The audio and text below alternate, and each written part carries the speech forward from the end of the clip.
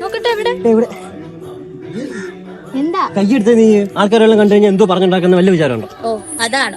അത് നിങ്ങൾ എന്നെ കെട്ടിക്കഴിഞ്ഞാൽ പ്രശ്നം കഴിയില്ല. വലിയ തലവേദനയല്ലോ ടീച്ചറാ. പിന്നെ തലയിടിച്ച തലവേദന എടുക്കാതെ. ഞാൻ നിന്റെ കാര്യം പറഞ്ഞേ. അതെ, എനിക്ക് കല്യാണ ആലോചനയൊക്കെ വന്നോണ്ടിരിക്കുന്ന സമയം. ചുമ്മാ ആൾക്കാരെ കൊണ്ട് അതും ഇതും പറയിപ്പിക്കും. ഇതെനിക്ക് എളുപ്പമല്ലോ. നിങ്ങളൊരു കാര്യം ചെയ്യും, എന്റെ കാര്യം വീട്ടിൽ പറ. അയ്യേ, നിങ്ങൾക്ക് എന്ത് ചാടയാണ്. നാട്ടില് വേറെ ആമ്പിള്ളേരെ കിട്ടാത്തോണ്ടൊന്നുമില്ല. ഞാൻ പറഞ്ഞു എന്റെ പുറകെ. അല്ലെങ്കിൽ തന്നെ നീ ആരുടെയൊക്കെ പുറകെ നടക്കുന്നു എനിക്ക് എങ്ങനെ അറിയാം? നിങ്ങൾ ഈ പറഞ്ഞതിന്റെ അർത്ഥം എന്താന്ന് നിങ്ങൾക്ക് അറിയാവോ?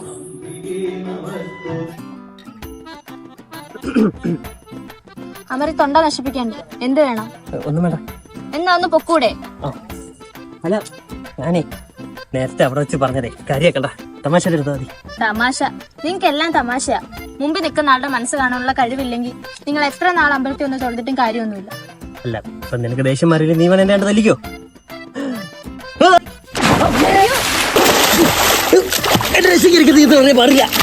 എന്നാ പിടിച്ചു കയറ്.